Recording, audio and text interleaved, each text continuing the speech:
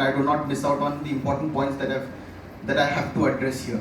Because whatever my experience has been and my creative interpretation of the Constitution has been over the period of time, that is what I'm going to basically focus upon. And I've basically divided my speech into 5 themes, like for example, constitutional climate and constitutional spirit, constitution, which is also according to me a social revolution, then constitution, which is a moral guide to becoming a good human being, then constitution and emotions. What kind of emotions does the constitution invoke? This in between the lines reading that I've had over the years of the constitution, that is basically what I'm going to express and largely talk about, because I'm not going to be focused on what of the things, but I always feel that the creative imagination and creative power of education institution has always been, it is to focus on the whys and the why aspect of it, because we will all have to be thinking human beings going forward, entering the 21st century, and have to have those skill sets of thought and to be able to critically evaluate things. The 4th pillar of my talk is going to be about constitution, that is a liquid that fills all the void. And lastly, I'm going to talk about the challenges that we as a society face, we as a collective nation face, and the challenges that individuals face at the individual level. For example, mental temperament or mental stamina and the skills besides education that one must possess has been my experience over the period of time. So it will be an amalgamation of my experience, my learnings, and a reflection of what I have seen in life, and it's a reflection and a bounce back on the constitutional provisions that are there in the Constitution. So, at the very beginning, at the very outset, when we speak about Constitution, when we speak about all the defining moments in history, right? For example, just when you speak about the discovery of fire, it changed and it transformed the whole society. That has been one of the most defining moments in the world, according to me. With the discovery of wheel, the whole transportation system changed and your whole social structure changed. And that changed the very outlook of your society structure. Then you've had agricultural revolution 5,000 years ago, with the change in climate and the change in agriculture structure, and with people domesticating and patriotism building up, when you shift from being tribal orientalist to becoming, loyal to a land, particular land, and that's where the state takes birth, right? You all know the 4 elements of state. So this becomes very important in that sphere. So with the discovery of, wheel or fire, with agricultural revolution, the next defining moment in the world, the 4th defining moment according to me in the world, is industrial revolution, which totally transformed countries across the world and which made the temperate countries the developed lot and the developing lot, the third world countries the developing lot. And that's where the whole process of per capita income and inequality seeped into the world. The global cycle and today's recession have roots dating back to industrial revolution.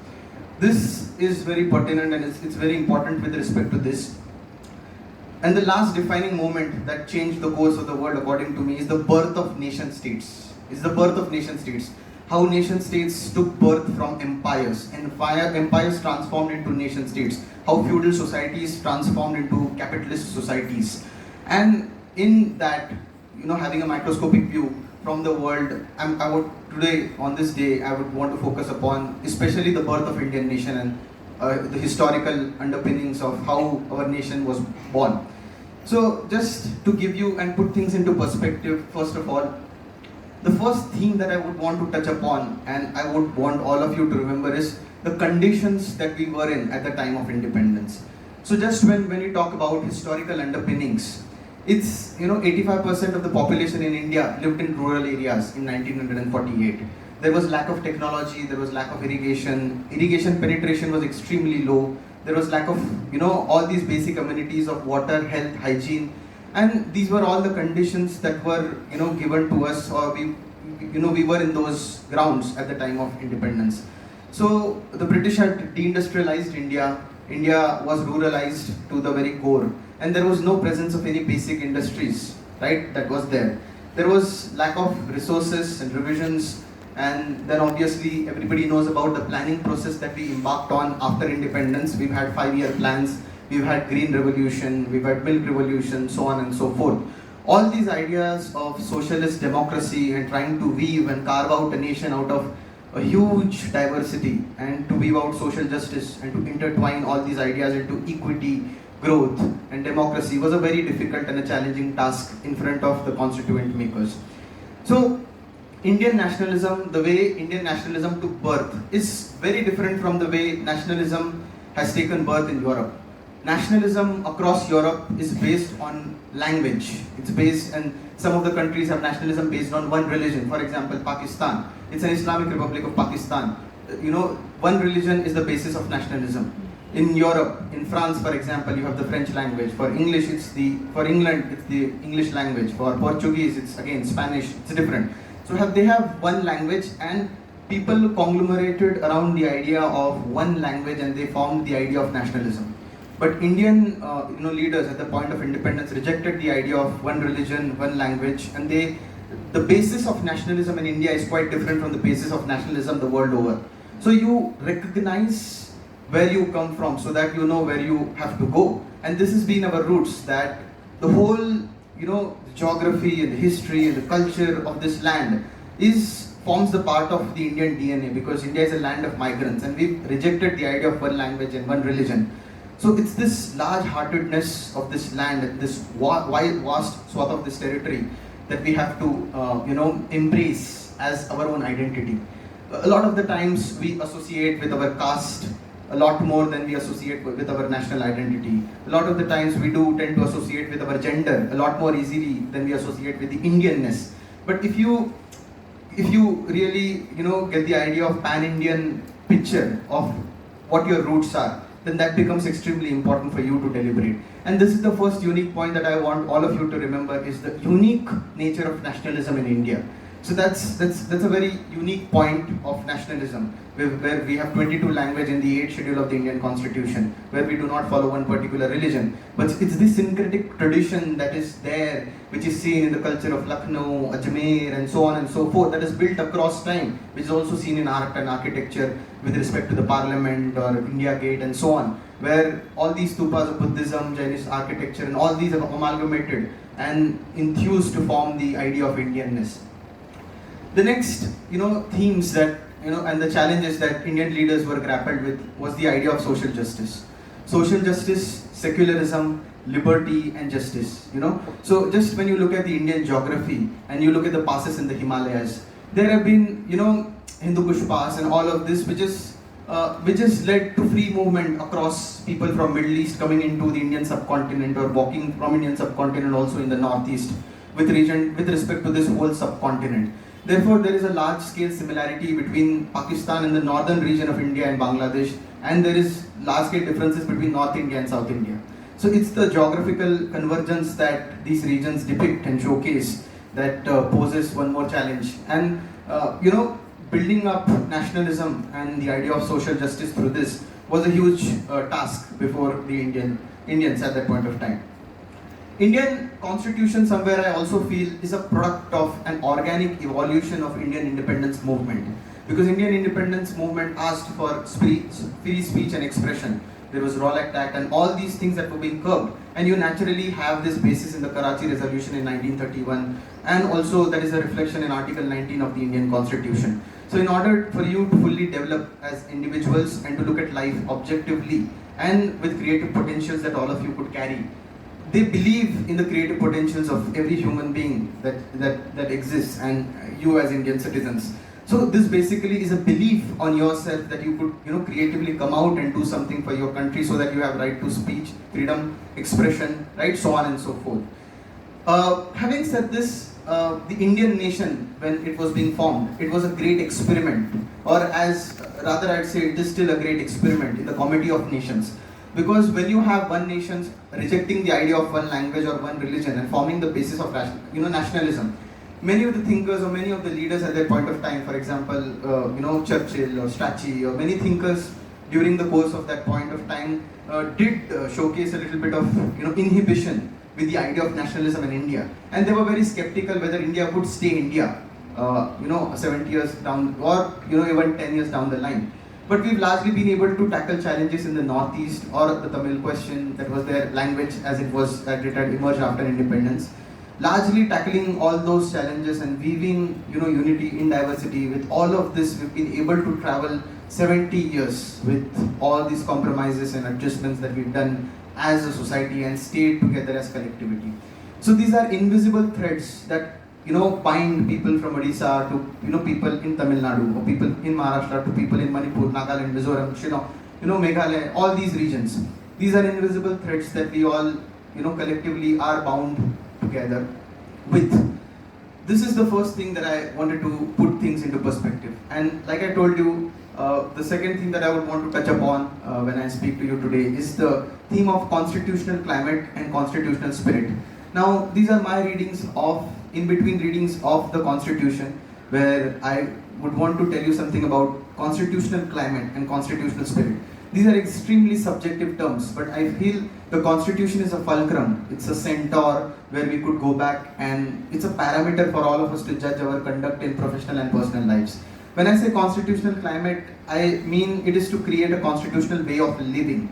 Just the way we live, it has to be constitutional, and to imbibe all these small little aspects of constitution, where there has to be scope for harmony, and the most important and the most neglected term in the preamble that we've recited today, according to me, is fraternity, which is bandhutvata, which is where there's no place for heinous and hate crimes in the country, right? So it needs debate and discussion in the public space, where there has to be space for harmony, where there has to be space for fraternity. And the term fraternity has to be debated upon and deliberated upon in quite a lot of detail that it has been in academics. That is, liberty, we tend to talk about social justice, liberty and equality a lot, but what about fraternity? That's one more thing that I would want to put this on record. With climate and constitutional climate, I also mean climate with respect to environment, which is about greenhouse gases and global warming, which ultimately goes on to impact the rights of our indigenous communities and tribals and forest dwellers. Being the most neglected community that they are, we have to be sympathetic and compassionate to their own needs. And our academics have to infuse and invoke these emotions out of us. Whatever we read is directly connected to the emotions that we have inside. So this becomes extremely important and pertinent with respect to this. Also with respect to droughts and floods, this is what I mean by general climate, with climate in terms of climate, and climate also in terms of harmony, just generally the conditions that there are in your household. So it calls on us, all of this, to embrace a life of interconnectedness, that we have one life. We have one life not with the tribal or the forest dwellers. We have one life with people dwelling in the northeast. We have one life not just with our fellow human beings, but we have one life with animals. And the COVID has shown us that it is extremely important for all of us to think about one health concept around the world. That it's pertinent to think about the bats that are dwelling in the forest or the forest community, the animals, and to put yourself into perspective, also look at their life and our life, and to look at all of this in totality, because zoonotic diseases all over, they are spreading like wildfire. So this transmission and this coexistence with other species and avoidance of egocentrism, that human species is a superior species and it has captured the planet, I think the egocentrism has to go. And the precursors of all of this are there in the Constitution, which teaches us somewhere compassion and empathy. So this goes on a long way, where a climate of peace, climate of justice and acceptance has to be created. And I think all of this starts from the family, because the family climate all across the urban sprawls and urban spaces and rural areas will impact the climate of our society, and in turn generally impacting the climate of the country and deciding the international climate as well. The next theme that I would want all of you to know, which I think all of you would know, is Constitution is also a document of social revolution.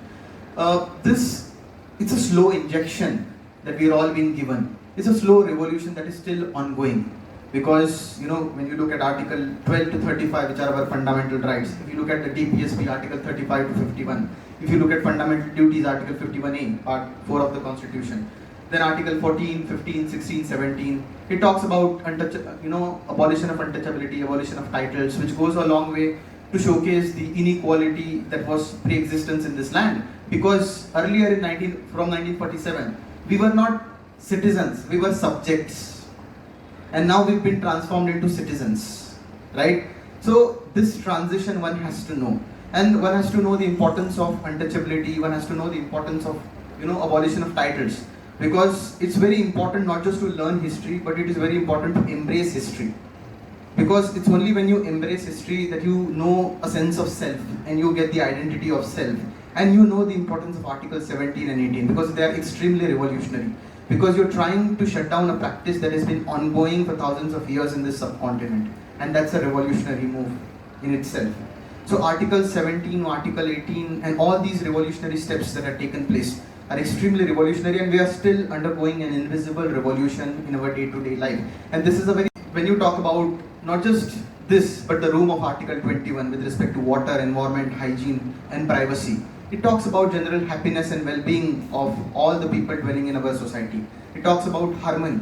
And with respect to the expansion of Article 21, the scope of Indian judiciary and the way it is widened with respect to rights of the citizen is commendable. So all of this has to be taken into consideration and looked at. We have to also keep a perspective that Constitution is giving us a direction and is asking us to have a kind of an environment which is climate, constitutional climate, and constitutional spirit, where we follow due process, constitutional debates and parliamentary debates and so on and so forth, and keep in this decorum. Then, talking about just this general revolution, it's a guide to behavior. For example, the gendered aspect and the gendered equation. For example, what is my gender's relation with the increasing urbanization? What is segregated environmentalism? What is urbanization? What is racial urbanization? How does urbanization impact my gender? Right? Because urbanization is very different when you look at urbanization from a children's perspective to as an old age perspective. Because you have feeling of helplessness, alienation, mental alienation, so on and so forth with respect to your urban population. Children look at urban infrastructure very differently, and the iconography and your republic very differently. So you have to have all these perspectives. I think today's day is a good, opportunity for all of us to self-reflect with respect to all these social identities and to map ourselves on this social map, right? So this gradual everyday revolution with respect to bringing in with respect to modernity and not just westernization is one more important point that I wanted all of you to know. The third thing that I wanted to touch upon today when I was just scribbling down was Constitution, and it's a moral guide to becoming a good human being, right? Because a good is a subjective term, right? You must have seen this in Western philosophy with respect to Plato, Aristotle, Socrates. They deliberate on what is success, what is happiness, what is good, right? What is good? We do not have a clear-cut answer to what is good, but here which is in the Constitution, right? It's a great parameter to decide what is good and what is not so good, because I don't want to touch upon the aspect of what is bad, because I don't want to, morally judge people, right? That's again a moral ground. What is good and what is not so good. With respect to this, you have your fundamental duties, that is Article 51A, which is a guiding light to all of us as to how to behave in public spaces, and not just in public spaces, but when your fundamental duty speaks about respecting women, you speak about respecting your sister, you speak about respecting your mother, and not just them, but your grandmother, right? So with respect to this, it's also an indirect provision for all of us to not to get angry on the most vulnerable sections of society, because you tend to vent on them in your household, right? So this is a great reflection in academics and also in education institution, where there's this continuous bounce back of energy, because I've always believed that the education is not in your class. It's not there restricted in the four walls of your classroom. It's there when you are seeing a movie. It's there when you're walking the lanes of our beautiful campus. It's there when you're walking the lanes of your street. You can see. And I say this very, jokingly in my class, or tell my students that you should be a chalta firta constitution, right? You just do not read the constitution, but you have to imbibe the values of constitution. And not just fundamental duties, and why just reflect and restrict ourselves to fundamental duties. But what about our moral duties? You have your religious duties to perform. You have your familial duties. You have institutional duties, right, that you have to perform. You have certain obligations. You have civilizational duty. This is, for example, helping a blind man cross a road is not a fundamental duty. It's not a fundamental duty, but it's a civilizational burden that you carry.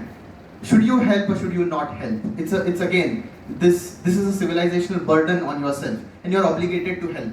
Because where does this guilt come from of not helping a person? It's not your job to help, right?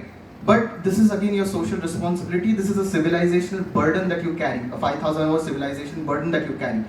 You are supposed to respect elders. You're supposed to take care of the elderly, right? So this is not a fundamental duty, but this is a civilizational duty. So expanding the scope of the duties and the way you look at the world, I think changing perspectives and pitching in all these values goes a long way in improving your morale. So constitution, I think it's an education for our senses. As APJ Abdul Kalam has rightly said that, you need to instill truth for your lips, prayer for your voice, sympathy for eyes, charity for your hands, and love for your heart, right?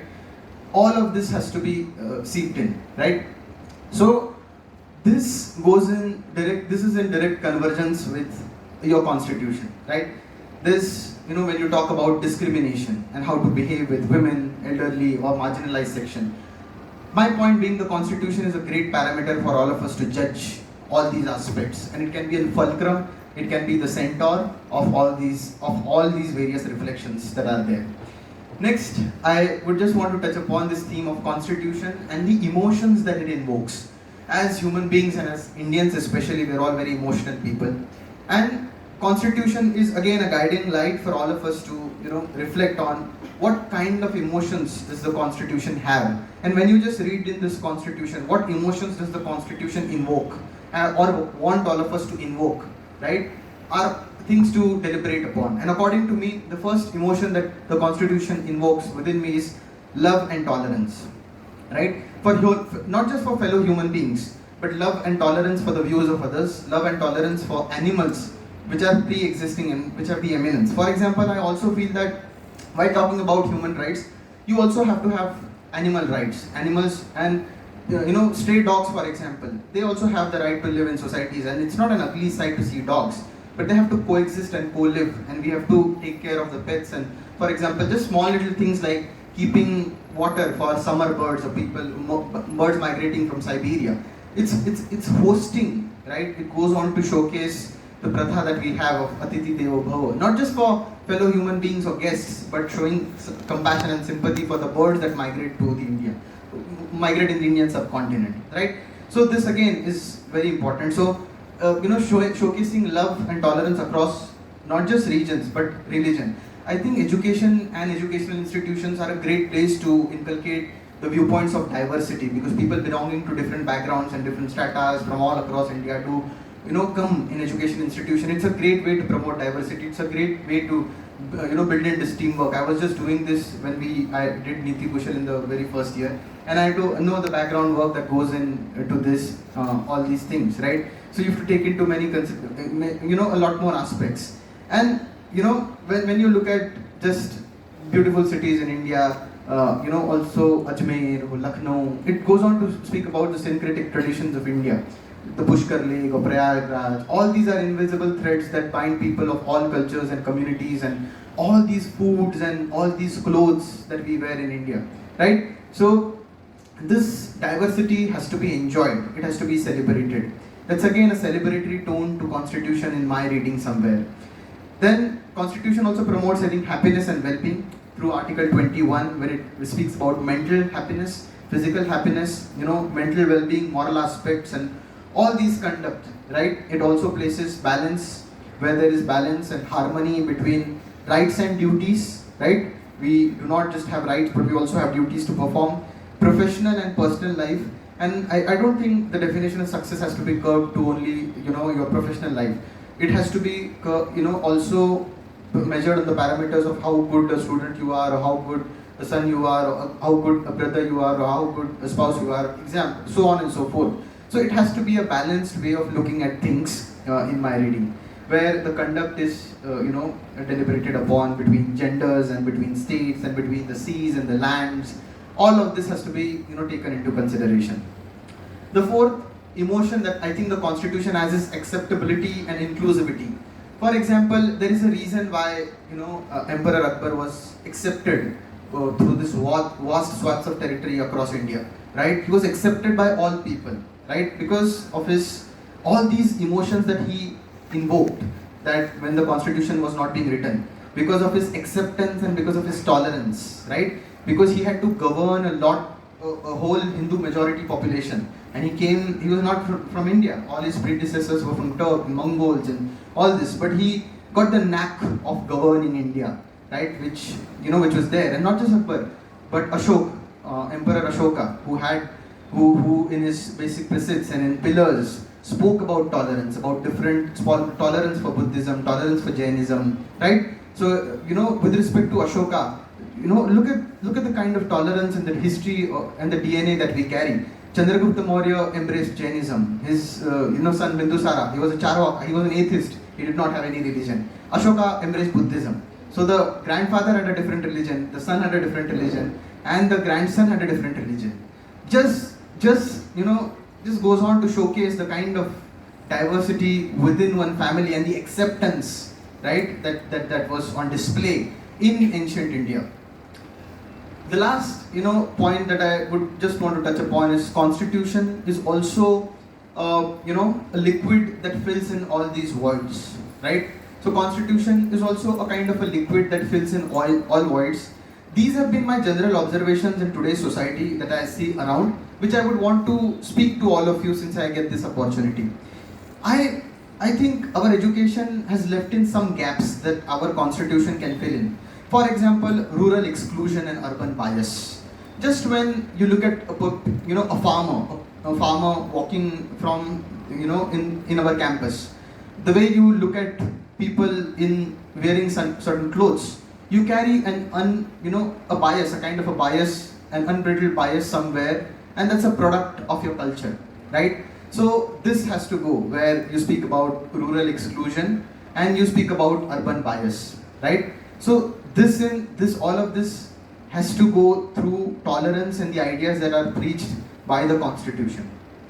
Second observation that I see around myself is intellectual discrimination. So the constitution has talked about discrimination on the basis of race, religion, gender, caste, and the place where you belong to, right? But I have seen in society in generally that there is something called as intellectual discrimination and discrimination based on profession that you practice. So expanding the scope of discrimination or the intellectual biases that we have, right, of keeping one profession above the other, because society is run equally by all the profession. It is, farming is agriculture. It's a culture in itself, right? Agriculture. The whole culture runs in our economy, it runs in our geography, it's a way of life. There's no need to be superior or inferior with respect to all of this. Education has left in some gaps of urban bias and urban exclusivity and rural exclusion, intellectual discrimination according to me, where there are professional biases, where our constitution can pitch in and teach us a thing or two. In our country, I also feel that illiterate intelligence is more useful than educated ignorance, right? You see, there are very many wise people coming from rural areas who have very practical ideas. I think that has to be considered in Indian GDP and also has to be made use of, right? When you talk about experience, when you talk about management skills, and when you talk about going beyond the books. Therefore, I feel that illiterate intelligence somewhere in India plays an extremely important part than just this educated lot who are largely ignorant and who are very technocratic or know the sphere of their own, subject experts, right? Who do not have any idea about anything else that goes on. But, uneducated intelligence is way more helpful, and that has to be used very craftily in India. Now, talking about all of this and urban exclusivity and central and peripheral localities, ill effects of migration, and so on and so forth, I also somewhere feel that in today's day and age, where this has been a talked about concept since a long time, which is about division of labor, which is segregation of mental and physical work, right? So this also goes a long way of creating harmony between professions and between societies and different segments and sectors of society, where it is very important that you do not segregate between mental and physical work. It is very important for all of you also to do mental work.